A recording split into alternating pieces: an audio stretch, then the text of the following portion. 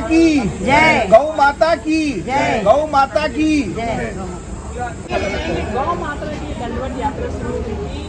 भाजपा की सरकार होती हुई गौ माता की रक्षा की इस यात्रा। देखिए, सरकार की मंशा है कि बहुत अच्छे से व्यवस्था हो, लेकिन ऐसी क्या चूक हो रही है, ये समझने की बात है कि क्या कारण हो रहा है कि हमसे क्या त्रुटि हो रही है। क्या सक्षम अधिकारी हमारी बात नहीं सुन रहे हैं या हम सक्षम अधिकारी से काम नहीं ले पा रहे हैं, ये उनका विषय है। ये उनको समझना चाहिए कि हमें क्या करना है। लेकिन ये जरूर जानता हूँ मैं कि बड़े पैमाने में तस्करी हो रहा है। बड़े पैमाने में अभी हाल ही में हमने देखा था कुम्हारी में ट्रक से भरा पूरा गौ मांस मिला, उसके बाद भिलाई 3 में, उसके बाद अभी कल धमधा रोड में। तो लगातार ये हो रहा है। हमारा जो दंड का जो प्रावधान है वो बहुत ऐसा है कि हम पकड़ाते हैं, सेटिंग होती है, जमानत हो जाती है, तो ये जो है ना अपराध को कहीं ना कहीं बढ़ावा देता है। तो संविधान में कानून के लिए संशोधन की आवश्यकता है, जिसे बार बार सुप्रीम कोर्ट के एडवोकेट अश्वनी उपाध्याय कहते हैं कि हमारे दंड प्रावधान को,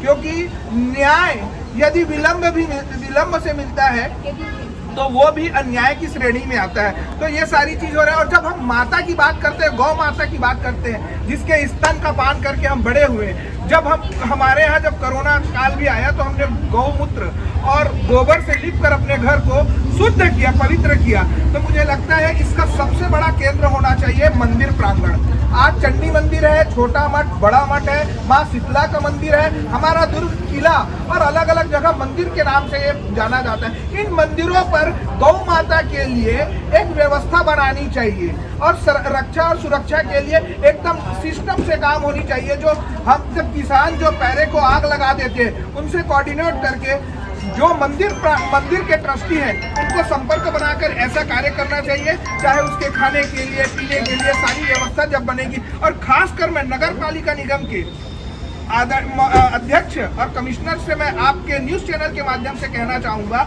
गुपचुप ठेला, चाट ठेला, बेकरी वाले, ये जितने लोग हैं जहाँ ये दोना पत्तल का काम होता है, उनको बोलना चाहिए यही लोगों को खाकर, दोना पत्तल को, झिल्ली को खाकर आज गौ माता की जो स्थिति हो रही है। आप और हम तो दवाई खा लेते हैं, लेकिन दुख की बात है गौ माता किसको बताए कि मैं कितने पीड़ा में हूँ। और जब उनका अंतिम समय आ जाता है, जब वो देह त्याग देती है और जब पोस्टमार्टम होता है तो इतना झिल्ली निकलता है। तो मैं फिर से बोल रहा हूँ, दंड का प्रावधान सही होना चाहिए।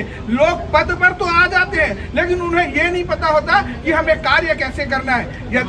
यदि किसी सक्षम पद पर रहता तो बोलता 5,000 रुपए गुपचुप कहीं भी फेंक देते ना दोना को, तो 5,000 दंडित करता। एक बार आप दंड लगाओ, बाकी लोगों का कान खड़ा हो जाएगा, चेतना जागृत होगी और अगले बार मेरे ऊपर दंड ना हो, मेरी व्यापार की बात है, तो वो लोग संभल कर काम करेंगे। इसे का कारण दंड का प्रावधान होना चाहिए। सभी लोगों को, हमारे समाज के लोगों को इसमें भूमिका बनानी चाहिए और ऐसे कार्य में शामिल होकर गौ माता की रक्षा के लिए प्रत्येक नागरिक को आगे आना चाहिए, ताकि गौ माता को हम राष्ट्र माता बना पाए। मेरा नाम विशाल राघव प्रसाद ताम्रकार है।